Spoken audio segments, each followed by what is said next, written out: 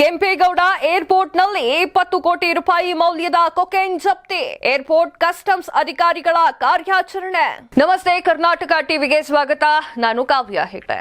ಬೆಂಗಳೂರಿನ ಕೊಕೈನ್ ಅಡ್ಡವಾಗಿ ಮಾರ್ಪಾಡು ಮಾಡಲು ಹಲವಾರು ಕಿಡಿಗೇಡಿಗಳು ಸಂಚಲನ ರೂಪಿಸಿದ್ದಾರೆ.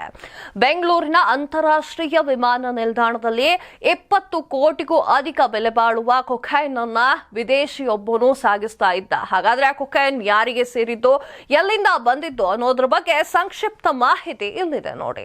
ವಿದೇಶದಿಂದ ಕೋಟ್ಯಾಂತರ ರೂಪಾಯಿ ಮೌಲ್ಯದ ಕೊಕೈನ್ ಸಾಗಿಸುತ್ತಿದ್ದ ಬೆಂಗಳೂರಿನ ಕೆಂಪೇಗೌಡ ವಿಮಾನ ನಿಲ್ದಾಣದಲ್ಲಿ ಸಿಕ್ಕಿ ಹಾಕಿಕೊಂಡಿದ್ದಾನೆ.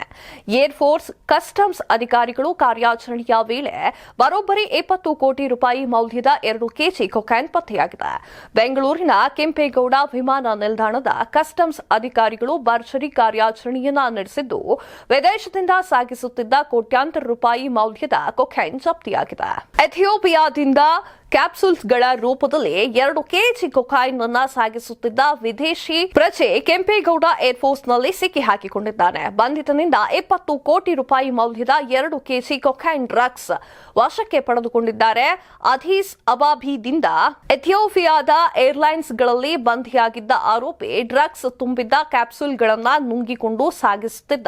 ಕಸ್ಟಮ್ಸ್ ಅಧಿಕಾರಿಗಳು ಆರೋಪಿಯನ್ನ ವಶಕ್ಕೆ ಪಡೆದು ಸ್ಕ್ಯಾನ್ ಮಾಡಿದಾಗ ಆರೋಪಿಯ ಹೊಟ್ಟೆಯಲ್ಲಿ 50ಕ್ಕೂ ಅಧಿಕ ಕ್ಯಾಪ್ಸೂಲ್ಗಳು ಪತ್ತೆಯಾಗಿದೆ. ಬಳಿಕ ವೈದ್ಯರು ಆರೋಪಿಯ ಹೊಟ್ಟೆಯಲ್ಲಿದ್ದ ಕ್ಯಾಪ್ಸೂಲ್ಗಳನ್ನ ಹೊರತೆಗೆದಿದ್ದಾರೆ.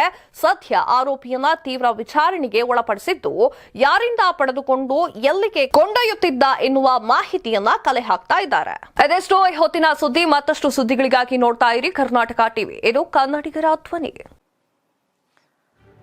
ಈ ಭೂಮಿ ಮೇಲೆ ತಾನಷ್ಟೇ ಉದ್ಧಾರ ಆದ್ರೆ ಸಾಕು, ಬೇರೆಯವ್ರನ್ನ ಬೆಳೆಸೋ ಉಸಾಬರಿ ನಮ್ಗ್ಯಾಕೆ ಅನ್ನೋರ್ ಸಂಖ್ಯೆನೇ ಜಾಸ್ತಿ. ಆದ್ರೆ ಕೆಲವರು ಮಾತ್ರ ತಾನು ಬೆಳೆಯೋದ್ರ ಜೊತೆಗೆ ತನ್ನವರನ್ನು ಕೂಡ ಬೆಳೆಸ್ತಾರೆ. ತಮಗಿಂತ ಎತ್ತರಕ್ಕೆ ಬೆಳೆಯೋಕೆ ಬೆಳಕಾಗ್ತಾರೆ. ಸಾಧಿಸುವ ಗುರಿ ಇದ್ದವ್ರಿಗೆ ದಾರಿದೀಪ ಆಗ್ತಾರೆ. ಇದೀಗ ನಾನು ಇತರರ ಭವಿಷ್ಯಕ್ಕೆ ಬೆಳಕಾಗುವವರ ಸಂದರ್ಶನ ಮಾಡಲು ಹೊರಟಿದ್ದಾನೆ. ಮಿಸ್ ಮಾಡದೆ ನೋಡಿ ಕರ್ನಾಟಕ ಟಿವಿ ದಾರಿದೀಪ.